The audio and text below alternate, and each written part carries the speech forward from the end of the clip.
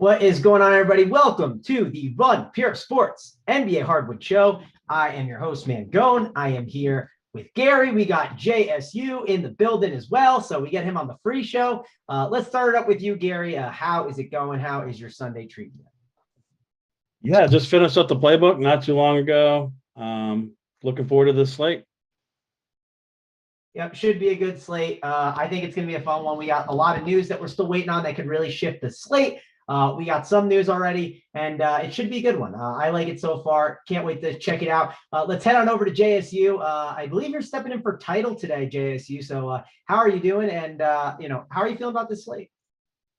Yeah, I tagged in for title. He had an obligation he couldn't get out of, so I said I'll swing in and talk some hoops with the boys. I was excited to get on Sundays. I love these weekend slates because I feel like not everyone plays, so you kind of get an edge, a little edge there, I think, and especially more of like the everyday players. I think a lot of them take either Saturdays or Sundays off. So I love these weekend slates. 6 games too. That's like a perfect size slate. I like how it's cut off, Mangone. We get to talk a little strategy with the 3 6 o'clock games, and then the 3 games that go 7 and 7:30. So we get a little strategy talk as well in this slate, which I know with the news that we're going to be waiting on and probably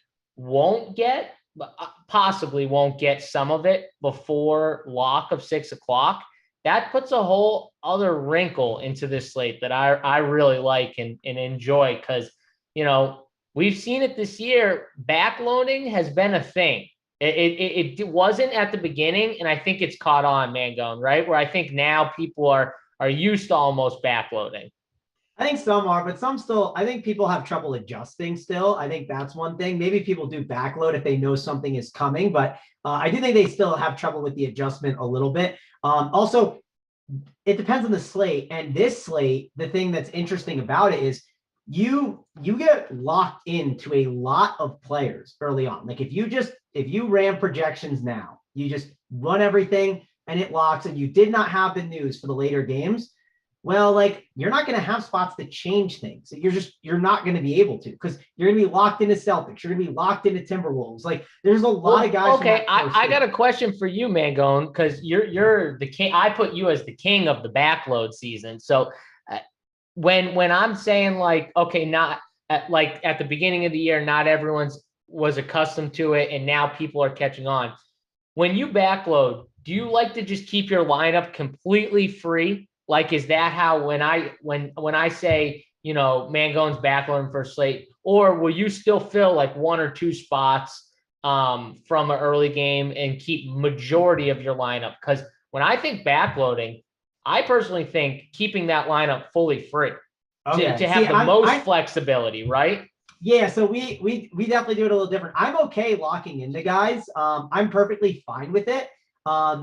One of my issues is like I go through and look at it all, JSU, and I kind of say like, if I play X player, who can I not get, right? Like a good example the other day, I think, was like Rudy Gobert. Like when you opened up the slate, he was like 58% owned. So now I understand that all these center spots are the center spot is already occupied by 60% of the field. So 140% can only fill out the rest. That's why I thought Embiid can maybe go a little bit lower owned than I naturally had thought on a slate. So I'm okay with doing it as long as it's not going to hinder a guy that I'm going to go to later on. Like, for instance, let's say Valanciunas is the guy who happens to sit. Well, I want to make sure that I have a spot for Hernan Gomez that's available, and available where it makes sense. Not I plug in Hernan Gomez and now I'm stuck playing, I don't know, let's see, who's like a guy I wouldn't want to play later on. Like I happen to fall on, I don't know, like Maxi Kleber off the bench. Like that doesn't sound like an optimal idea as my like 2v2.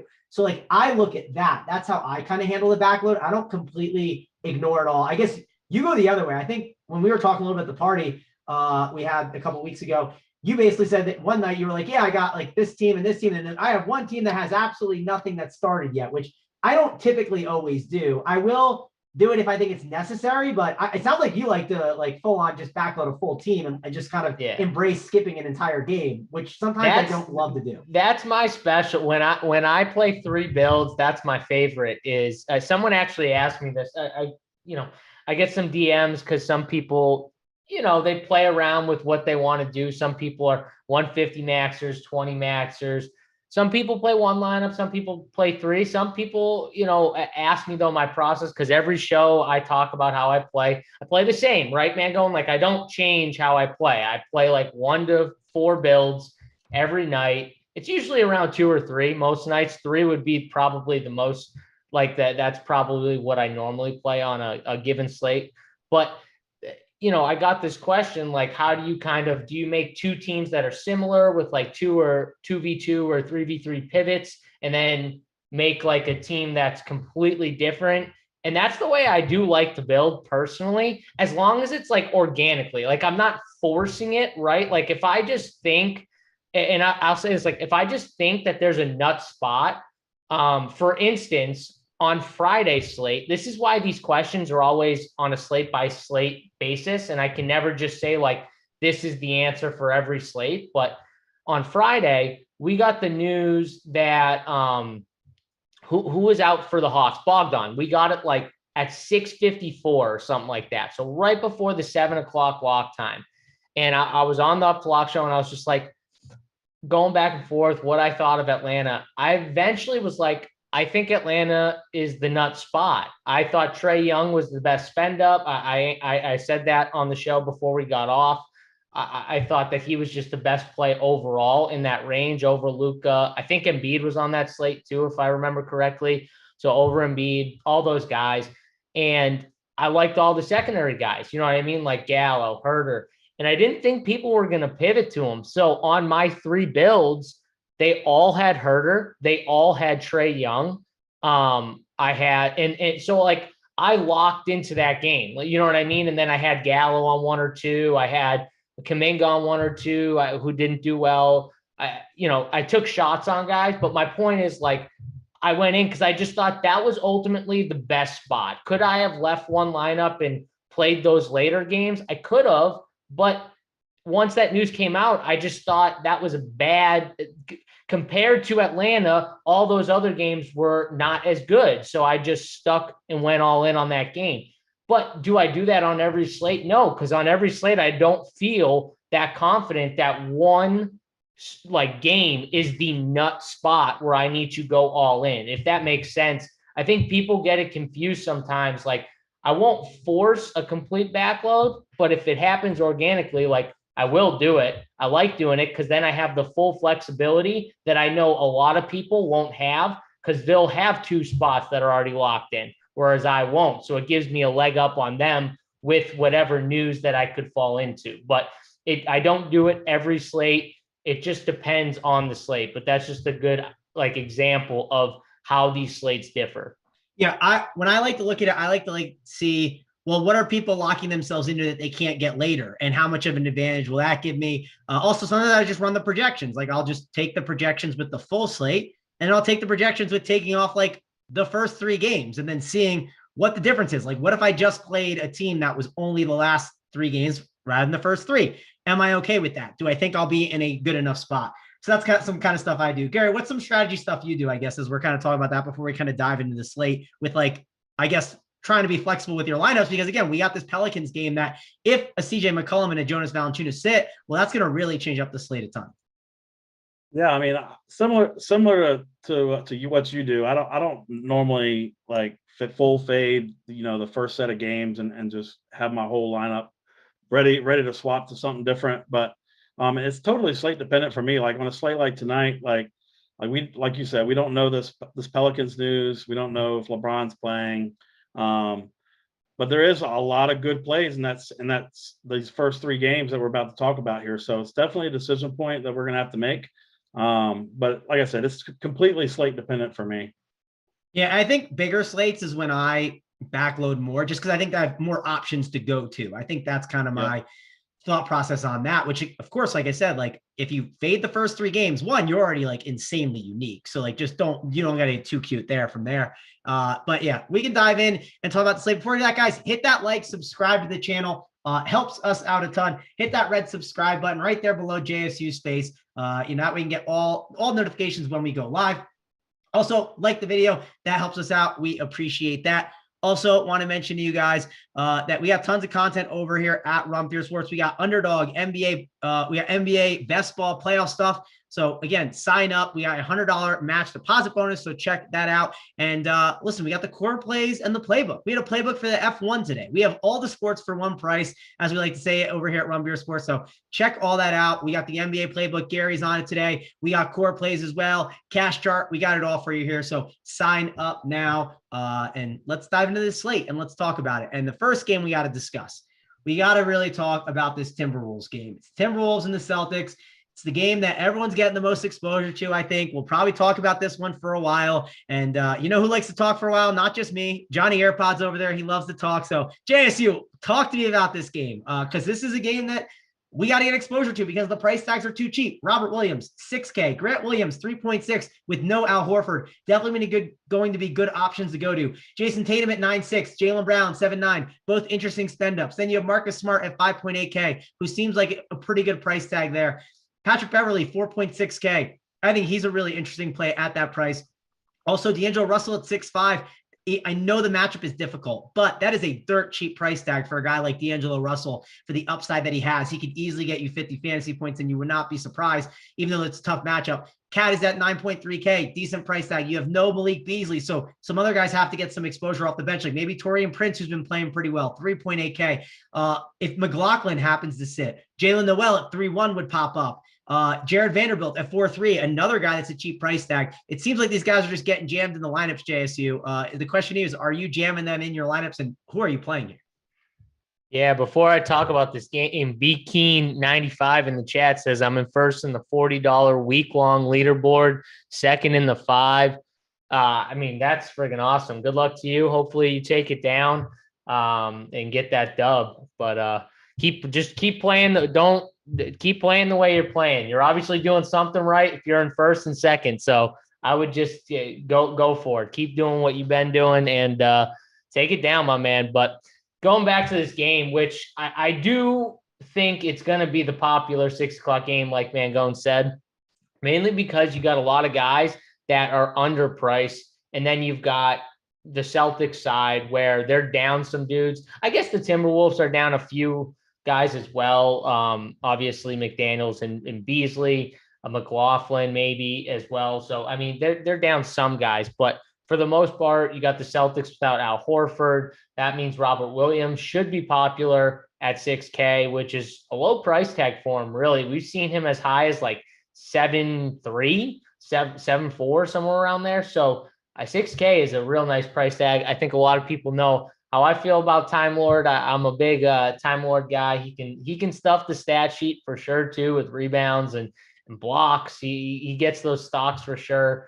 So he could easily get you that double.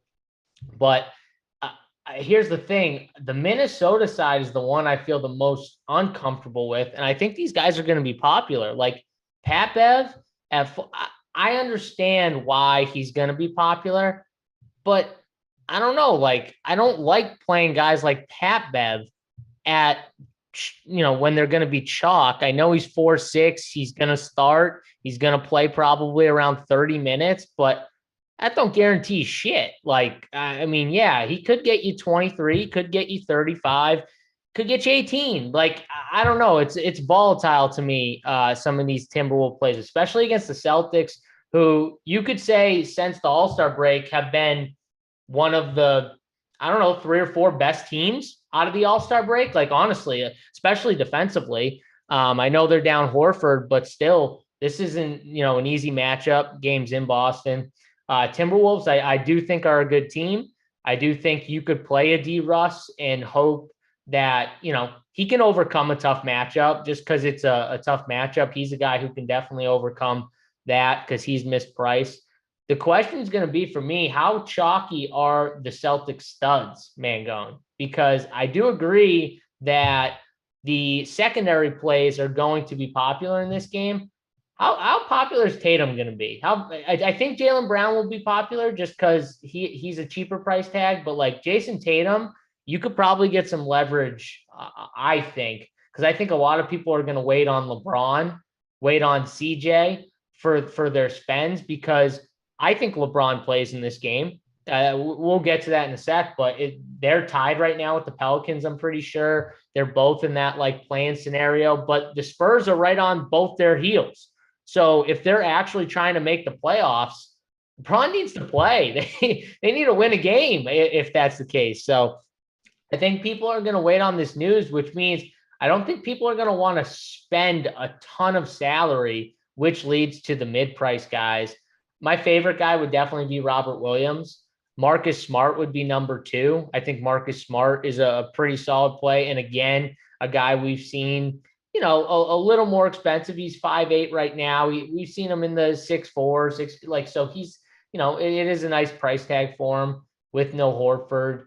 And then after that, it would be like the T-Wolves guys, you know what I mean? Like D Russ, I'd take a shot on. I think Vanderbilt's interesting, but at the same time, like he's going to have a tough time trying to guard like Tatum or Grant Williams, whoever. I would expect he'd be on Tatum just because he's kind of really athletic. So he'd be their only shot, but we'll see there. The cheap guys, though, is my question. Like Grant Williams, Daniel Theis. If you're not playing Robert Williams, maybe Theis is someone you could pivot to.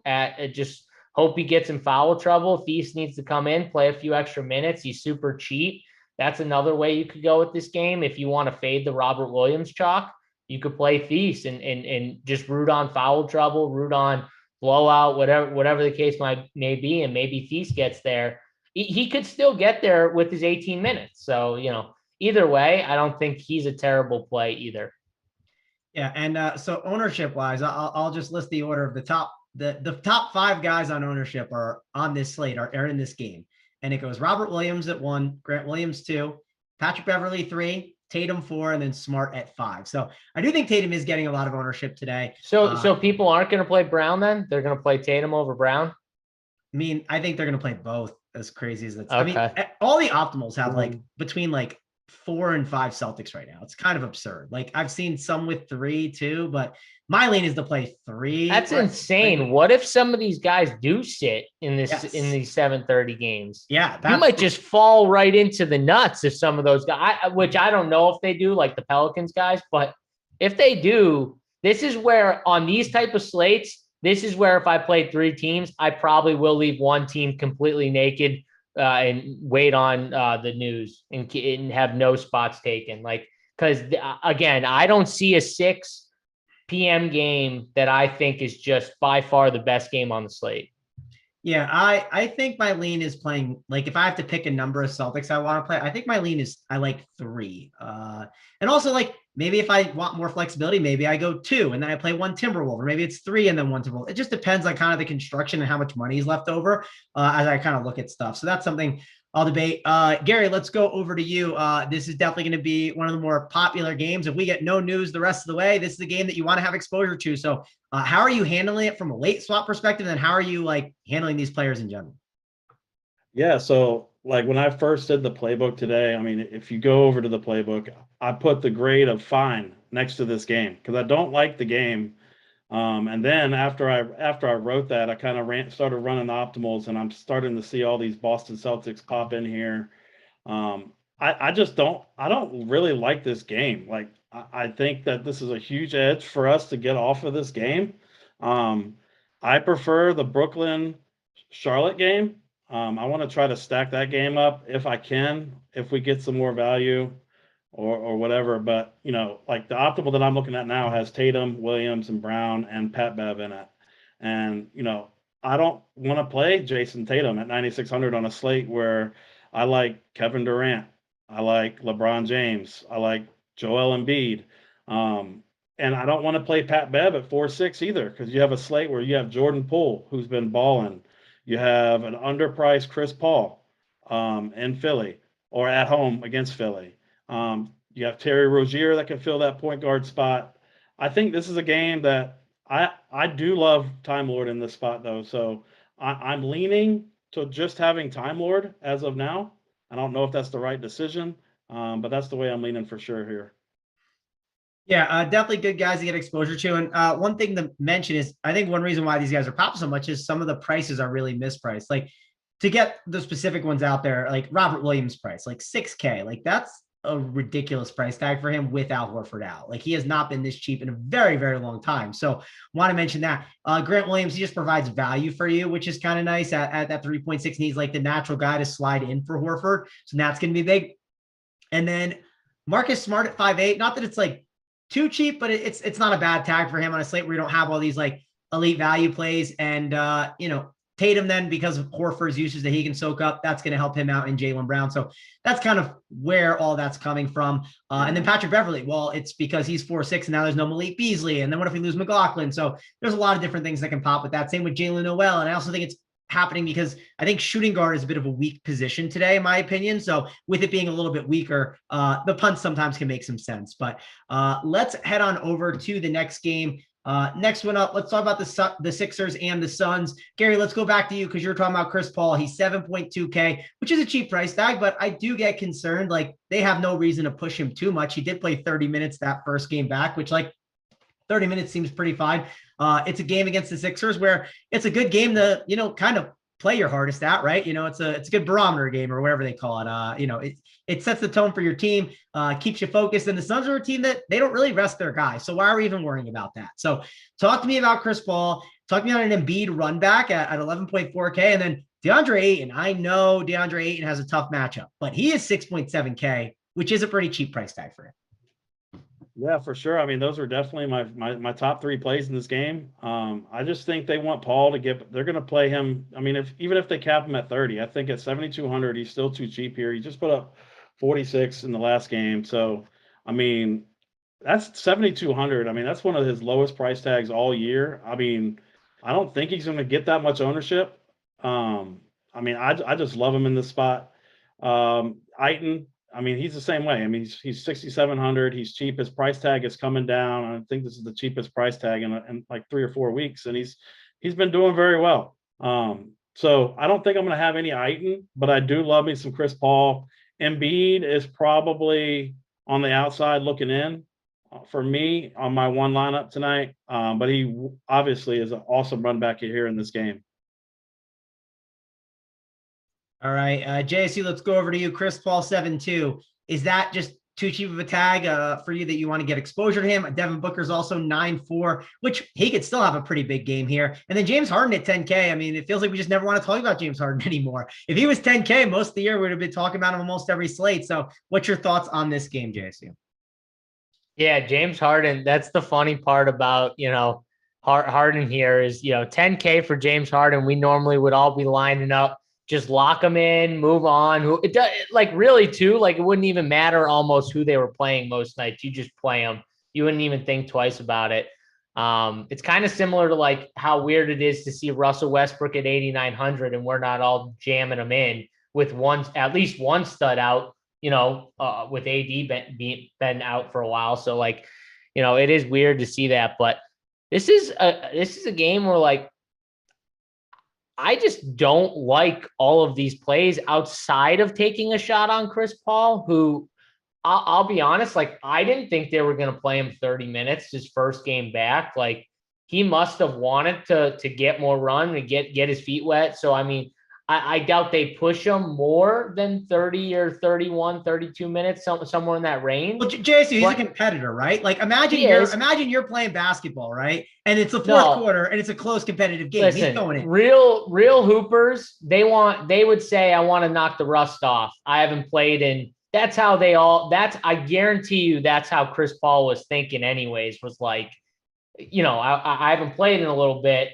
I can't like, if I can play, I'm going to play. I'm not going to sit on the bench for, 20 something minutes, and only play 20 something minutes. So I'm sure that's what he was thinking. I'm just, in my head, I'm like, are they really going to do that first game? But they did. So, I mean, that's fine. It lets us know. I think he's the only real play because Gary's right with the price tag, even with 30 minutes, it's fine. Like you can pay 7,200 for Chris Paul and it be okay if he's getting 30 minutes at that tag.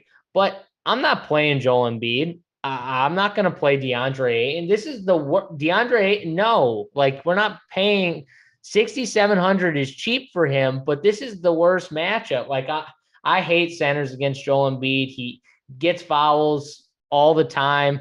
Or was it the Ty Lue thing going back and forth, like about Harden and Embiid, how they're like first and third at getting fouls or whatever? You guys see that where he was like calling them out, saying they wouldn't be in the top 10 if it wasn't for fouls or something like that, like I don't think I scorers. saw it. Mango, and you didn't see see Gary. that.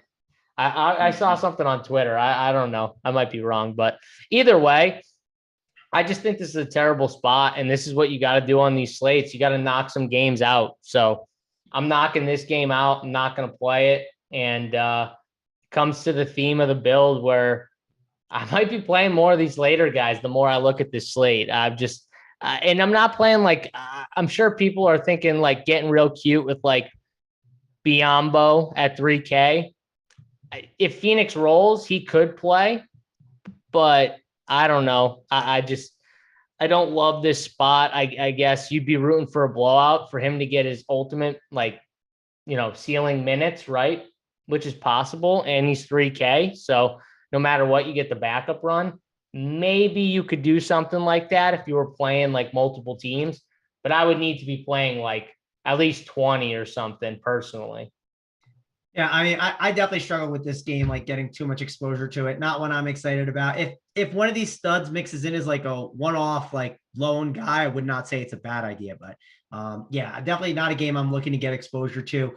Let's talk about the Warriors and the Wizards. And one guy I want to get exposure to is Jordan Poole. I played him last time out. It was good. I believe the situation is still going to be very similar. I feel pretty confident in Jordan Poole's role right now with Curry out. And it's a good matchup. He gets the Wizards.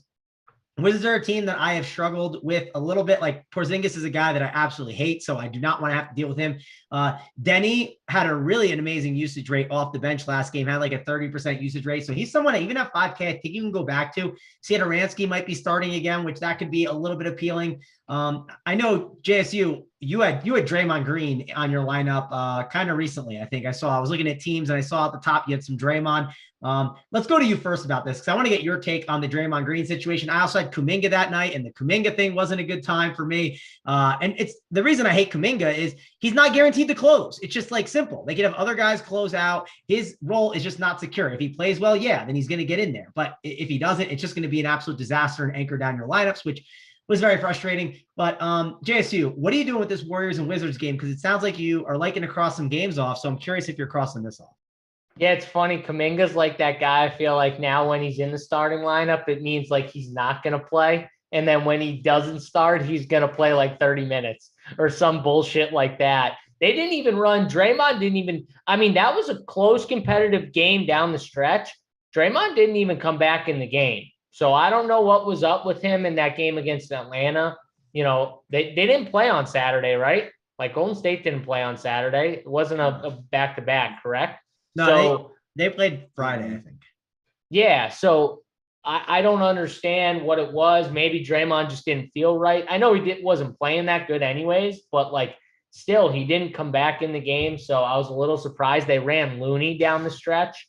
No Kuminga. Kuminga, I got trapped with the Kuminga as well, Mangone. So you didn't fall alone. My best team had I can't remember if my best team had Kuminga and Dre and still cashed or one of the two, but I didn't feel as dumb, JSU, seeing that you had a lot of him. Like I was I did. I was very tilted by Kuminga. I did not. Well, I game stacked that game, so I had a lot of I had a lot of players that did well, like Trae Young, who was like 10%, who people just didn't pivot to, and I knew people weren't going to. And then, like I said, like Herter and Gallo and all those guys I played. So I did have like good teams, but they were sunk by like I wasn't shipping because of Dre or Kuminga for sure on those teams. So that was a bummer. But yeah, I think this game is going to end up being somewhat of a cross-off game as well. The only thing I could see is me playing like a cheaper play, like a Denny Avila at 5K, who I think still has upside. We saw the upside last slate. I talked him up. I thought small forward was terrible. I gave out like 3 small forward plays. I think he was one of them. He crushed. Sado's 3-8 if he started again, which I don't know why they're starting him over Denny. Or like, why isn't Denny in the starting lineup? Doesn't make any sense to me at all. The dude is clearly one of their better players that should be in the starting lineup and just doesn't start. Makes no sense. I just think they don't want Porzingis' usage just to be like so high that like they want Denny to like. Yeah, but why isn't one of your young dude? That was a first round draft pick too, right, Denny? I'm not I'm not confused by this, right? Like, so why are we playing like older dudes when we could be playing Denny in the starting lineup and getting him like real meaningful minutes, start and finish? Like, I know they finish with them sometimes, but they don't all the time. It's just weird. Like, I don't get it. If you're in the spot that the Wizards are in, you should be letting your young players play more, even more than Porzingis. Like, why is Porzingis playing a injury-riddled Porzingis? Why is he playing 32 minutes? Why isn't he playing like 25 and letting the young guys finish out? I don't get it. It makes no sense to me. But the only other play I can see is going back to Kuminga if he doesn't start, because he already pissed me off one time, but I could see at 4K him playing 30 minutes in this spot in a blowout and winning us back some money. So those are the only two plays I see. All right, let's go over to you, Gary. You talked about liking Jordan Poole. I like him too. So discuss him and then some of the other plays that you're interested here in this game. He's just been smashing. He's been doing everything for this team. He's got 30% usage rate over the last 5 games. I think he's got, it's a crazy amount of consecutive games, over 20 real points. He's just, like I said, he's just doing everything for this team. And this is like one of the best matchups for point guards. I think the Wizards have given up like the 3rd most fantasy points to the point guard position over the last 7 games. So he's definitely somebody that I'm interested in. And also Denny. Denny on the other side. Coming off a 30% usage game, coming off the bench in 31 minutes. He had 21 points, 10 rebounds, 4 assists. Like JSU said, I'm a quasi Wizards fan just by location, but not really. But I have no idea what this team is doing, not starting him. But yeah, just be those 2 guys for me in this game. All right, let's move on over to the later games. Before we do that, guys, please hit the like, subscribe to the channel. That little red button below JSU's face helps us out a ton. Also, gets to let you guys know when we go live with all of our shows over here at Run Pure Sports. So get those up there. We got 209 watching, 56 likes. So maybe in a little bit we'll pick a number. Maybe we'll just give the plays out for free. Who knows? Or maybe we'll withhold them. But hit the like. That way we can, be happy and give those plays out to you guys.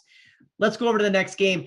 Let's talk about this, the Lakers and Pelicans game. That's what we'll do next. And that game is one that we are waiting on that news. And I do think we will get some kind of update 30 minutes before the game start. We'll get an update. I don't know what the update will be. The update could be CJ McCollum game time decision, Valanciunas game time decision, but we will get something because the coaches will be sitting down with the press conference. So that'll be good to get that.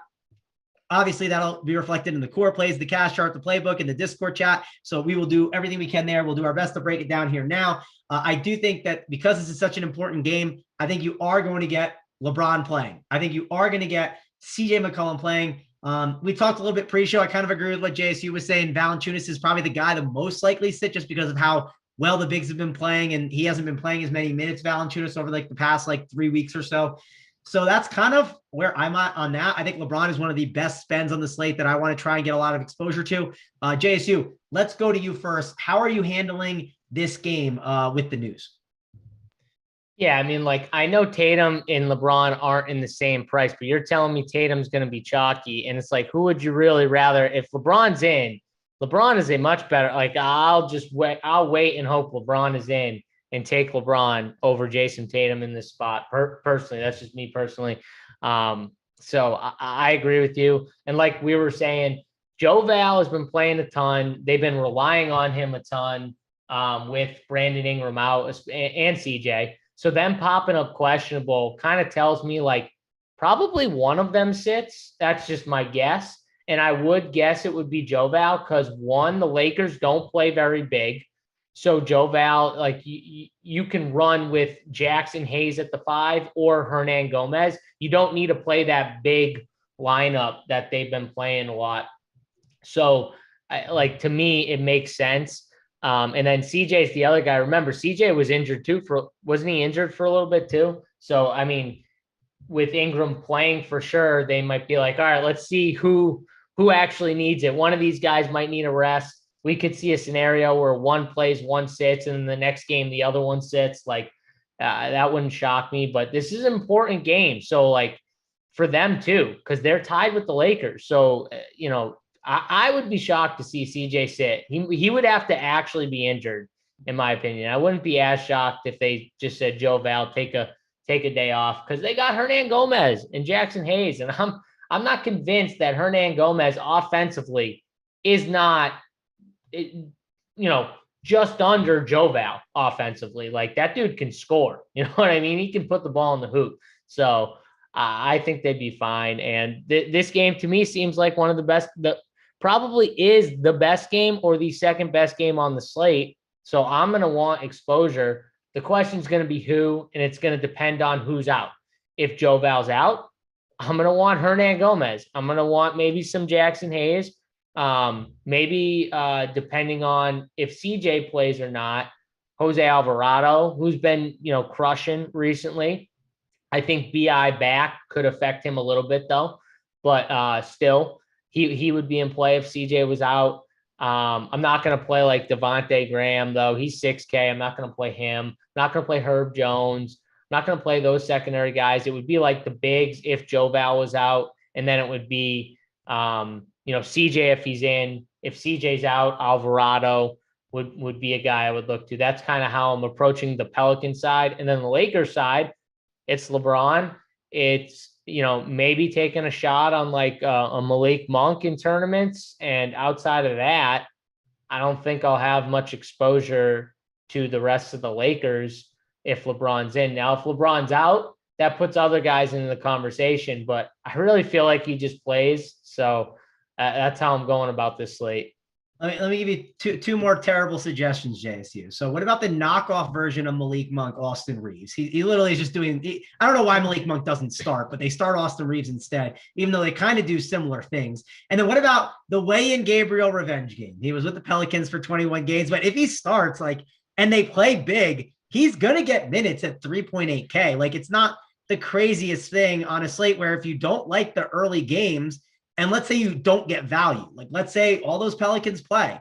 Well, now you need to find value. And that's probably a guy that you got to get exposure to. And we just did get some news. Tatum and Jaylen Brown are game time decisions remain probable. Who knows what that means? I assume those guys play, but I saw you looking down, JC, so I assumed you were looking at the same exact thing. I was looking at that news too. Yeah, I was reading the quote, but yeah, I assume they play. Austin Reeves, I personally think LeBron just really likes him. I think that's why he's playing a ton. I think LeBron likes playing with him. I think the coach must not mind him either, but I really do feel like LeBron likes him out there. So that's why. Malik Monk, though, I mean, we've seen him in spots where he goes nuclear with his offensive scoring, but if LeBron's in, it's kind of tough.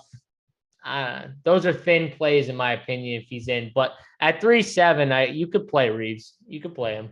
I don't know about Gabriel though. I'm going to stop at Reeves. You can play Gabriel. I'll let you play him at 3.8. If Dwight sat, you would definitely consider him even more if Dwight sat. Oh, if Dwight sat and he was, yeah, I might consider him a little bit more. But yeah, I mean, again, like talking about if you do fade some of the earlier plays, and news doesn't go your way, then you have to kind of start looking for other value plays at times. So that's why I kind of mention it. Gary, let's go over to you. What are you doing with this game? It sounded like you like this one more than that Timberwolves and Celtics game. So break it down for me. Yeah, I mean, I'm with everything that JSU said there. I mean, LeBron is he's up there. I don't think he's my favorite spend up, but he's definitely in the top 2 of spend ups on the slate for me. I think he plays too. Monk is obviously great tournament play always. His price is down a little bit, 5,400. And then on the New Orleans side, it's all going to depend on this news. But one guy I think that's going to I like a little bit regardless is Jackson Hayes. I think with Nance doubtful for this game, likely going to get the night off. I think his minutes go back up here regardless. Obviously, especially if Joe Val is out for this game. But I think I like his price at 5K. And then it's the normal guys that I won't play: Herb Jones, Devontae Graham, Trey Murphy, Najee Marshall. And Jose Alvarado, I just don't want to take up a point guard spot with him. So I'm out on him as well. But like I said, I think we need this news here.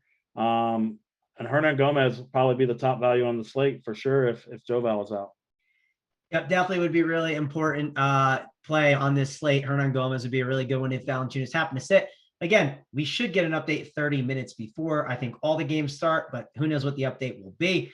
Guys, again, like and subscribe to the channel. We really, really appreciate it. We got 216 watching, 73 likes. So let's just push for, let's get to 115 likes, and we'll give out those plays. If not, we'll give them out in the Discord. We'll obviously be in there, which, hey, if you're not in the Discord chat, what are you doing? Go sign up for Run Pure Sports now. Get in on that. That way you can sweat the games with the people, get your questions answered. We are here for you guys. Also, you can check out the premium show, which, hey, we have JSU here. So JSU, tell the people a little bit about what you do on the premium show, because you're on it almost every single day. You're on the final countdown from 6 o'clock to 7 o'clock, and you're helping the people kind of get their questions answered. So tell the people a little bit about the premium show. Yeah, I mean, it's, up to lock. We answer all your questions. We kind of go through the news as it breaks and tell you, how that's affecting our builds, or, I gave the example about Atlanta on Friday where, once we got that news, like after a few minutes of just kind of processing it, I felt like, well, actually, Mango, and I ran 1,000 sims after that news. I ran 1,000 sims. And, I updated. It took me a couple minutes. It wasn't the 1 minute per 100 or whatever, they say on Twitter. But, it took me a few minutes. And then I came to the conclusion that Trae Young was the best play on the board. And I gave him out along with the other Atlanta guys. But no, seriously, though, it's just, we update news as it comes in. We get it to you as quickly as possible. We tell you how that's going to affect the slate, tell you how we're building, and answer the cues. And, seems like people enjoy it. I feel like we do a good job of, kind of leading you in the path that, me or whoever else is on there, whether it be BigT or, I think Locke's on there, all the other guys that are on there kind of guide you into the way that they're building for the slates directly. So that's the goal of the show, is to, give the best best insight into what we're doing. And I think we do a really good job of it. If you're not a member, I mean, I can't recommend it enough, but obviously you should check it out for yourself and, see if it helps your process. Yeah, for sure. And Josh says, can't wait for baseball. Don't got to deal with the stupid news BS. Well, I don't know. Maybe Josh is not a premium member listening to the show. Maybe he is, and he's just sick of it, because I get it. It can get exhausting, but definitely check it out. It does get exhausting when it happens like 3 minutes before lock and the news like completely changes. Like yesterday, for example, once we got all that Pacers news, right, it was just like, all right, the slate just changed. And I don't know about you guys, but I was in love with the Sacramento game. So yesterday was a good example of, I had 3 builds and they were all Sacramento, Orlando game stacks. And I changed 2 of them after that to make them, it was bad, not because of the way the game went. It was just that I had a similar feeling about the Atlanta game, and the news caused me to pivot off of that game in 2 of my 3 builds, which caused me to lose some money as opposed to win a lot of money, which I should have on that slate if I didn't change those builds. But it was a bad pivot. Those are examples of bad pivots, not because I'm not being results oriented, because I had this feeling all the way through, and it shouldn't have knocked me off that much to change 2 of my 3 builds when I had all 3 of them as game stacks. I should have just changed 1. That's where sometimes you get caught, though. Sometimes you make the wrong pivots. I'll totally admit when I'm wrong. Yesterday, I made 2 wrong pivots, and it cost me large chunks of money, because I had the Bombas, the Davions, the Harrison Barnes, Dante, just everyone you could think, like just that game. I had it all and fucked it up. Yeah, and we got, actually, Beaner said, stupid news, we have to deal with dang rain delays. I will say the rain delays, they can get to be a disaster in the MLB. We'll have to see. That is a good point, actually. That's all right, though. It's also like weird. Like when it gets bad in the MLB, it gets like really bad. And then it's like absolutely just like you have to decide, am I playing this game, or am I just like hoping that the weather doesn't kill me? So we have Weatherman DC at Run Pure Sports. So everyone's going to be fine. We got you covered. Weatherman DC puts on his weather cap, and he'll let you know. For sure. Let's go over to the next game. Let's talk about the Jazz and the Mavericks. Gary, break this one down for me. Are you spending up on Luka? Are you spending for Donovan Mitchell? Maybe it's Rudy Gobert at 7-8, who's been popular as of late. What are you doing with this game?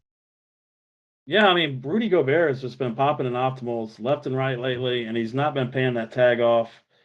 Man, I cannot play anybody in this game. I just don't like the game. It's the lowest total on the slate. I'm gonna pass on everybody here. I don't even see a value guy that I like. Jordan Clarkson's popping a little bit. Mike Conley maybe, but I'm not a Mike Conley guy, so no thank you there. Yeah, I think this game's a complete stay away for me. I think I played Mike Conley once this year and it worked out really well. So he hasn't burned me. So he is like kind of a last guy in for me today, but not someone I'm prioritizing. Royce O'Neal at 4K, if you really needed value, like if you backloaded and like you don't have value, like you're going to have to play something. So I could see it, but it's not a guy I'm prioritizing at all. It's like I'd kind of just do it and just be holding my nose and not watching the game. Luka is not a spend that I think I'm going to today. I'd rather spend on LeBron. JSU, let's go over to you. How are you handling this game? It feels like an easy game to just really kind of pretend that's just not on the slate.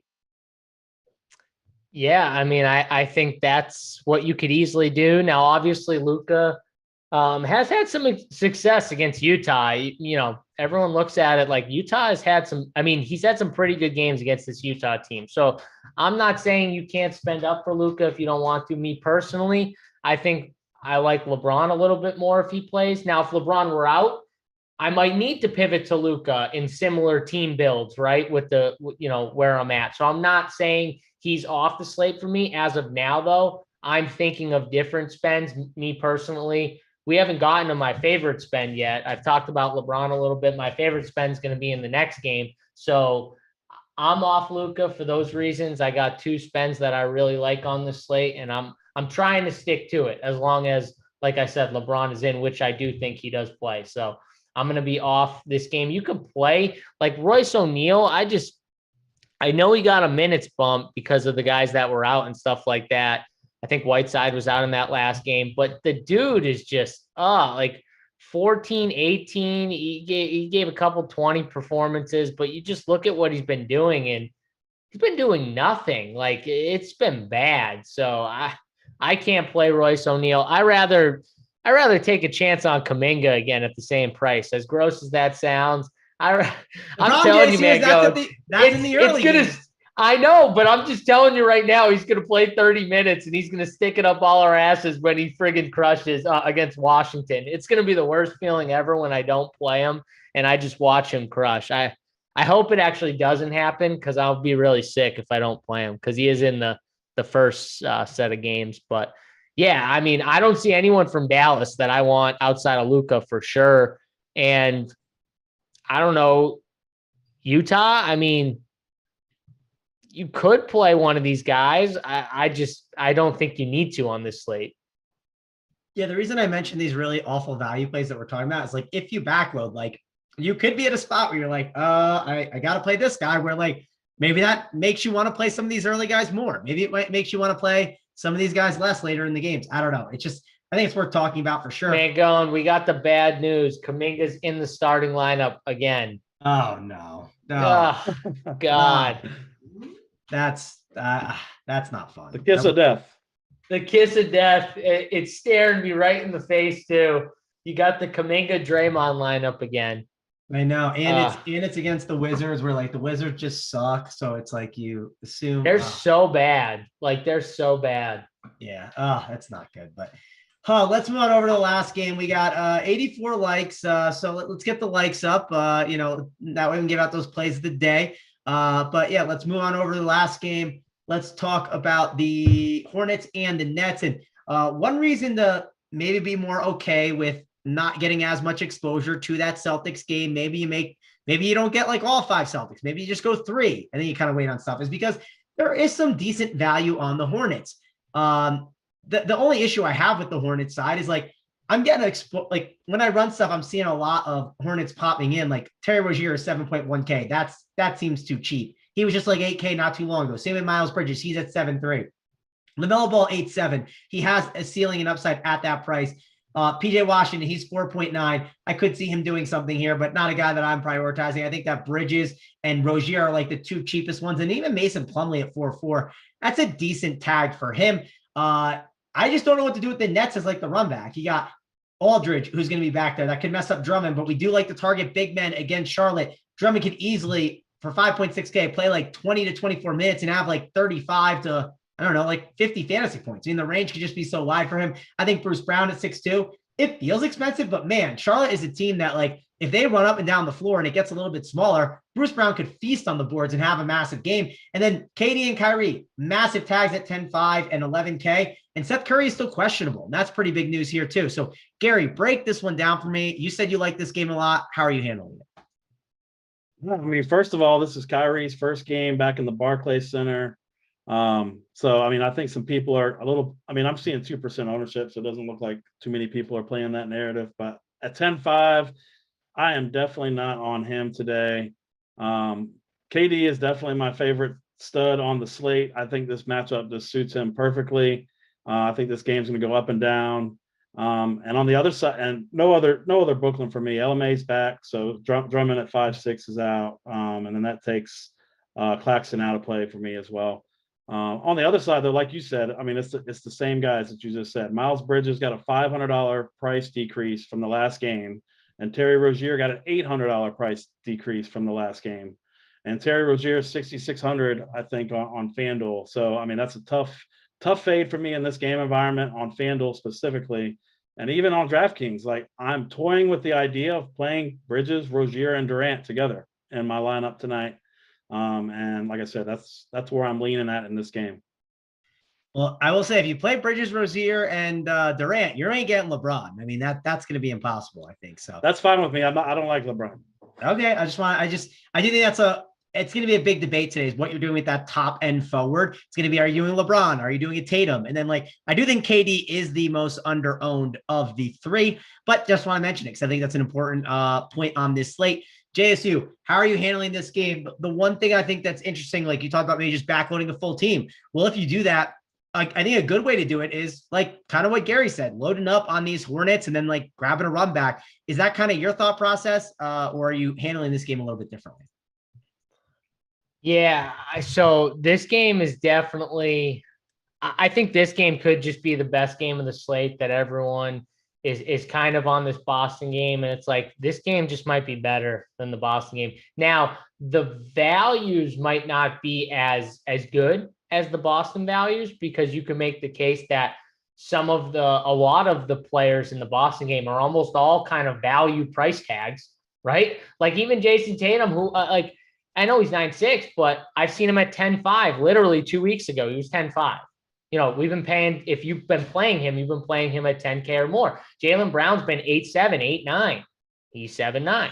Every single player, I think, in that game is not at even close to their ceiling price tag.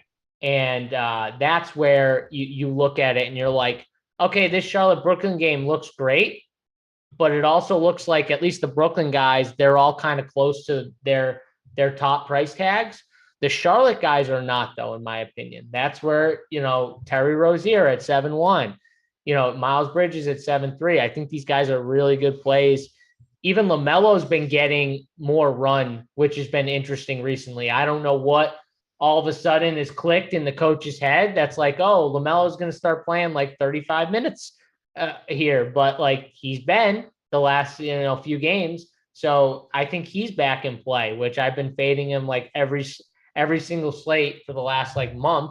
And I think he's in play here.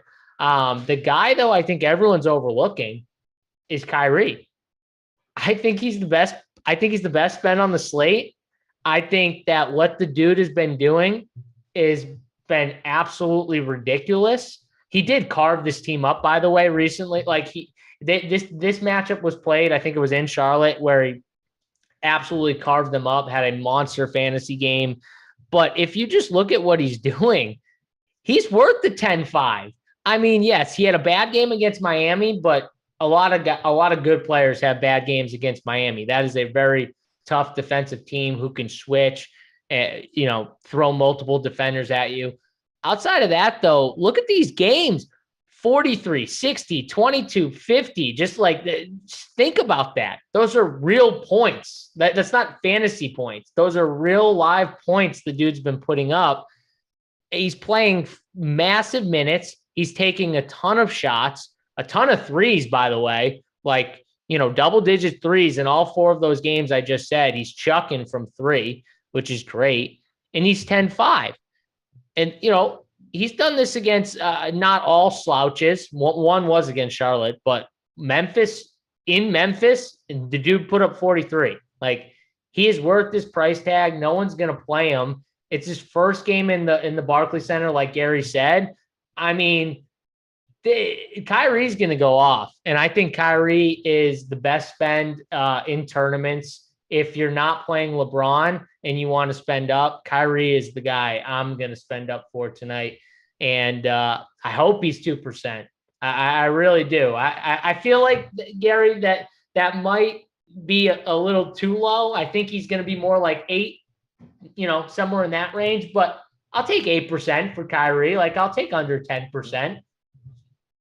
He's definitely going to be very low owned. I don't think people are going to him. I will say, so I've made fun of, and I don't know why my camera's being really weird, but my camera's being odd. So sorry about that. Why are you so dark, man? I don't know. I stepped You're away dark and like fuzzy now too. You're like a little yeah, that's all right.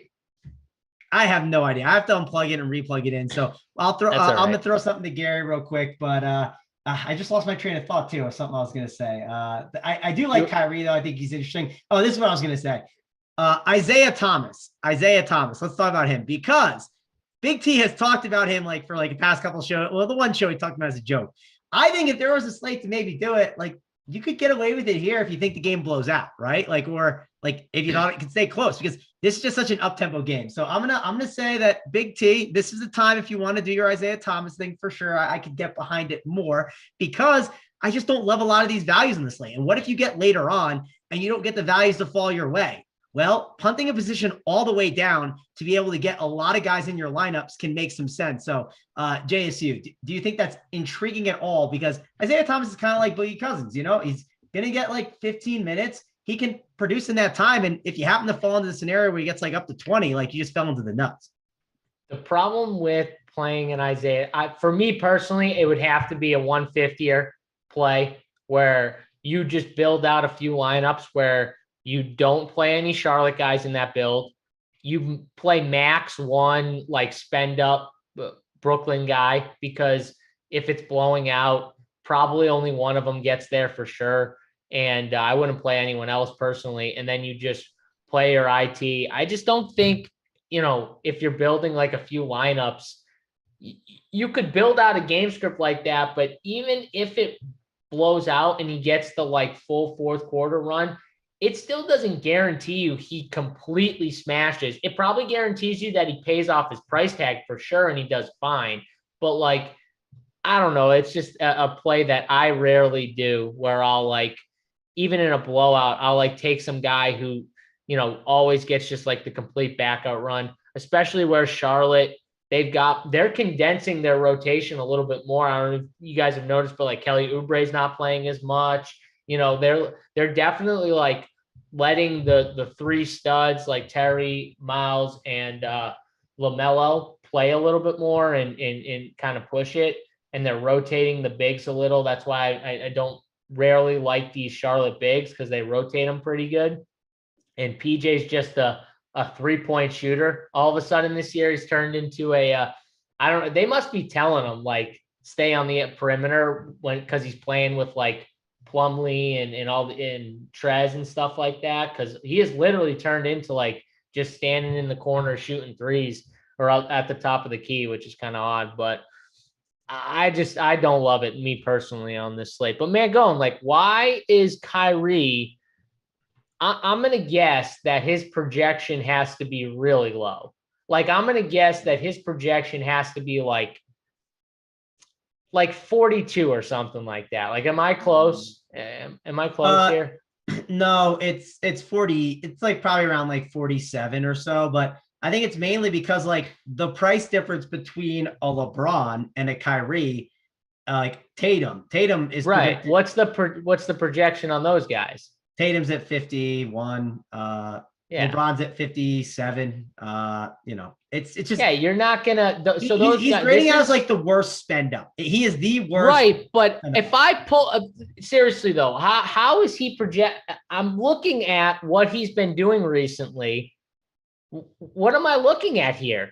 I think some of it, they haven't had guards. Like they have been missing Dragic and Curry. Curry is questionable. I do think if Curry doesn't play, he should be bumped up a bit. I think that matters as well. But I worry about the blowout a little bit in this game. I think the Nets have been playing incredible. They blew him out in the last game, man, going where he dropped 50, I think. Oh, yeah. That was like the most effortless 50, right? Like he was just like, dude, it was ridiculous too. If you watched it, you're just like, this is insane. Like, this isn't real. Like, it was so easy. He just owned them. Yeah. But I do think at his ownership, he's a really, really good tournament play. Gary, were you on the KD over Kyrie side if you had to pick? I'm definitely on the KD side. Okay. I like bigs. I like bigs against Charlotte. I mean, that's kind of what I attack. And like you said, the projection that I'm seeing is 48.1 on Kyrie, and I'm seeing a 54 projection on KD, and they're $500 apart. And like I said, I like the bigs against Charlotte, but I don't hate playing the narrative. I mean, Kyrie's been incredible. I mean, and it's his first game at Barclays. I mean, he's going to want to show out in this game for sure. My only JSU, I'm curious to get your take on this. Like, this is my worry with KD against Charlotte. Like, I understand bigs against him, but he's not like your typical big. And because bigs versus Charlotte are so good, I think it hurts KD's rebounding a ton. And I think he kind of coasts more. Do you agree or disagree, JSU? Yeah, I also think like Andre Drummond being in there, I think hurts him a little bit. But yeah, I do agree. I think he could coast a little in this match. I think he coasts a little in this matchup, though, because I think he lets Kyrie just dance on him. I honestly think that. Listen, This is not Miles Bridges is a solid defender. Like, this is KD can own anyone, though. I'm not saying KD can't own Miles Bridges, but Kyrie is gonna torch whoever they put on. I don't care who it is. Like LaMelo. Don't Kyrie. I'm trying to remember from the Boston days. Don't Kyrie and Rozier not like each other that much too? From the time I think there's a little something there too. But they're friends. I think they're friends though, Mangone. That's the thing. It's not like a beef. I think they're friends, like competitive friends. You know what I mean? Yeah, I know. Honestly, so like Terry wants to beat him, but it's like competitive. It's not like I don't like you. It's more like we respect each other. We liked each other when we were there, and I want to be really good. I want to beat you. It's something like that, though. I remember that game, though, recently. Terry had a bad game, I think. He struggled a little bit. They did talk about their friendship a little, I'm pretty sure. Yeah, no, I mean, Terry's price is interesting. I know Gary talked about him, so I like that call there on Terry. I think he's definitely going to be someone that you can play on this slate that has a ceiling. We got to 100, so I'm cool with giving out the plays of the day. And, Bogart says in the chat, was Dragic and Curry in when Kyrie was going off those games? Well, Kyrie went off some of the games and they were in, and then some they weren't. So it's been a mix of both. It hasn't been for sure. Now, obviously, would you rather Curry just be out? Yes, because if Curry's out, I don't think Kyrie's ownership goes up. So you just would prefer Curry to be out. I don't think it affects that much. I think, yes, you can argue if it's just you're mainly betting on a star that's not going to be owned, that has a big game. And these guys are playing 40 minutes a night. KD and Kyrie, I'm not really worried about them. And they need to win games. Like, they can't be sleepwalking right now. They have to get wins. So let's go over and get the plays of the day out. Gary, I'll go over to you first. Who do you got? Who is your play of the day? Man, now I'm waffling. JSU's got me waffling a little bit on Kevin Durant here. I'm not going to take this guy. Stay your guns, Gary. That's why I respect. Stick your guns. Plant your flag. Whoever it is, don't let me phase you. I mean, I like KD and I like Kyrie too, but I'm going to go on the other side, and I'm going to go Miles Bridges. He's putting up a 50-piece tonight. I like that call. That's a good one. JSU, let's go over to you next. Who do you got? Who is your play of the day? So just to clarify before I give it, because I have your answer to that question so Seth Curry and Dragic both played that game against Charlotte 3-8. They both played decent minutes too. Seth Curry played like 32. I think Dragic played like mid-20s too. Like I said, it was they stomped on them. The final score doesn't show stomping, but trust me, it was a beatdown. Like that game was in hand for most of the game. There was no sweat. If I remember correctly. So yeah, they both did play. Kyrie can do it though. It doesn't matter who's in or who's out. If he's on, like no one's taking the ball outside of KD. No one else is taking the ball from him. So you don't have to worry about it. And that's the thing about KD. We got to remember, KD is not selfish, right? We saw it in the Golden State days where if he knew someone was going, he likes to play good basketball. That's why he went to Golden State in the first place. If he sees someone though, and they got their thing going, and trust me, especially if it's Kyrie, he'll give Kyrie the ball and get out of his way. Like he is totally fine with that. And I think Kyrie, if KD was doing the same thing, would be fine with the opposite too. I think they're both close enough. So I don't worry about who's in or who's out, me personally.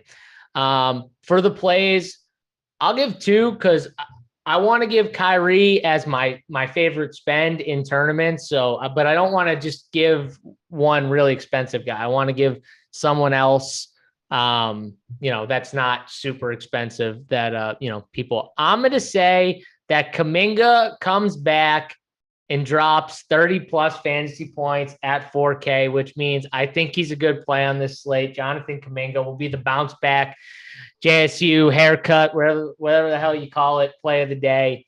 But Kyrie Irving, he's going for that 60 ball again. He's coming for you, Mangone. He's coming for you. He's coming for Gary, coming for KD. He's coming for everybody. I like the Kyrie call. He's definitely someone I'm considering on this slate as a spend up. I'm going to go same game, same team. I'm going Andre Drummond though, at 5'6". I like his upside. I know Aldridge is back, but I don't think he's going to cut into that much. I mean, he's not just going to go out there and they're going to unleash him or something. Drummond is there. I don't know if you saw the other day too. Drummond has got some swagger right now. He did the old Tyreek Hill peace sign as he dunked the ball last night. So, Mangone, if you're playing with Kyrie and KD, wouldn't you have a little swagger? I think I would if I was playing alongside those two heroes. Come on. Yeah.